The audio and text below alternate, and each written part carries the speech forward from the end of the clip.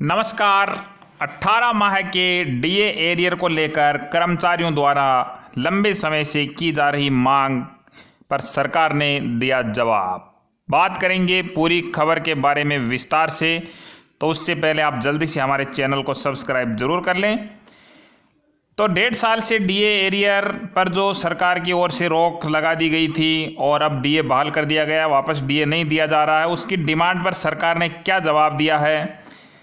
उनकी डिमांड थी कर्मचारियों की जो डीए एरियर उसको जल्दी दिया जाए। इस पर सरकार ने राज्यसभा में अपना पक्ष रखा है। बड़ी खबर यहाँ पर महंगाई भत्ते के एरियर को लेकर लगातार डिमांड रखी गई है, लेकिन इस उम्मीद पर पानी फिर गया है।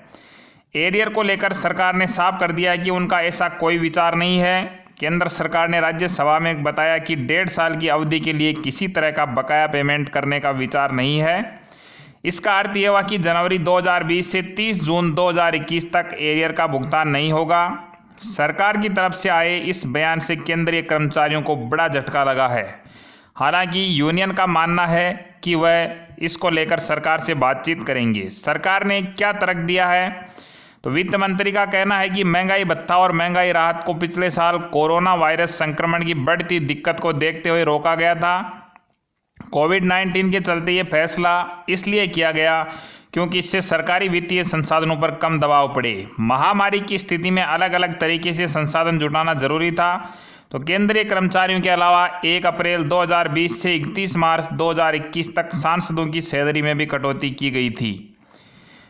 उनके मुताबिक केंद्रीय मंत्रियों की सैलरी, सांसदों की सैलरी, अलाउंस और पेंशन अधिनियम 1954 की धारा 3 में निर्दिष्ट समान दर पर है। सांसद की सैलरी में 30% की कमी की गई और मंत्रियों की सैलरी में 30% कटौती हुई।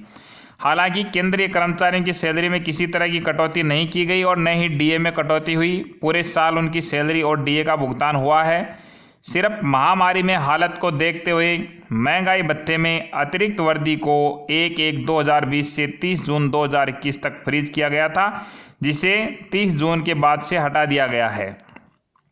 1 जुलाई 2021 से महंगाई राहत की जो किस्तें जारी कर दी गई है, इसमें 3 किस्तों का भुगतान किया गया है। केंद्रीय कर्मचारियों और पेंशनर को जुलाई 21 से 28% जो राहत दी गई है कुल मिलाकर, और इससे सरकार को जो डीए नहीं देने से कितना बचत हुआ है, 34,402.32 करोड़ रुपए की जो बचत हुई है इस दौरान जो 3 किस्तें रोकी गई थी उससे।